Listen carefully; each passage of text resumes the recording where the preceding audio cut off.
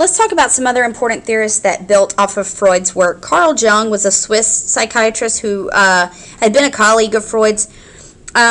He developed his own psychoanalytic theory known as analytic psychology, which places a greater emphasis on the influence of mysticism and religion on human behavior.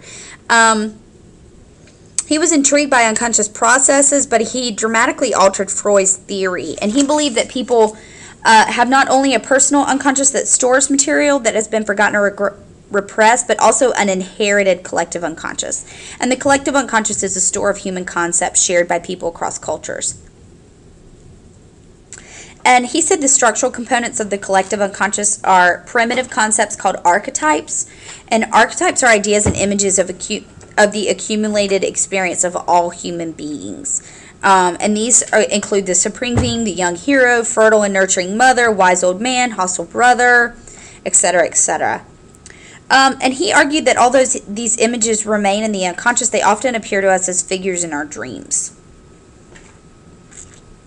He believed that every person's conscious sense of self can be characterized by 4 functions of the mind: thinking, feeling, intuition, and sensation. And he said that all of these elements exist in every individual's unconscious.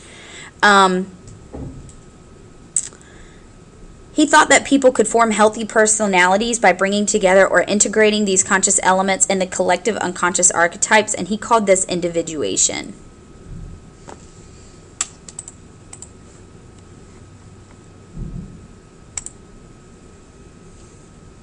Alfred Adler was another follower of Freud, and he said that people are basically motivated by a need to overcome feelings of inferiority, and he coined this term inferiority complex.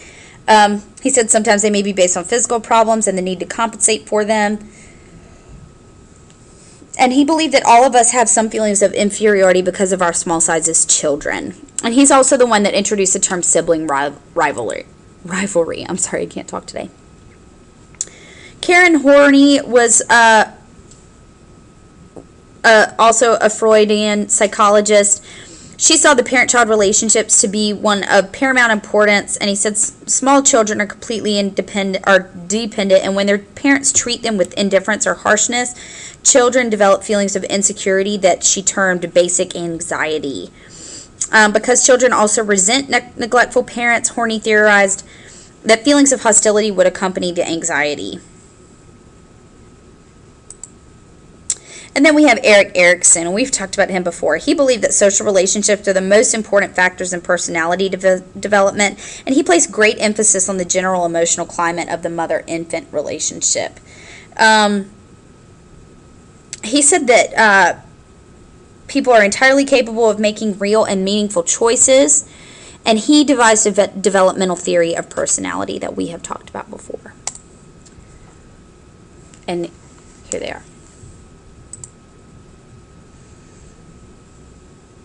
Although psychoanalytic concepts like libido and id strike many psychologists as unscientific, Freud was an important champion of the idea that human personality and behavior are subject to scientific analysis.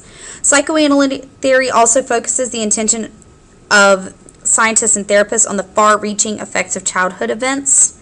And this has heightened society's awareness of the emotional needs of children. And he helped us recognize that sexual and aggressive urges are common. And he pointed out that there's a difference between recognizing these urges and acting on them.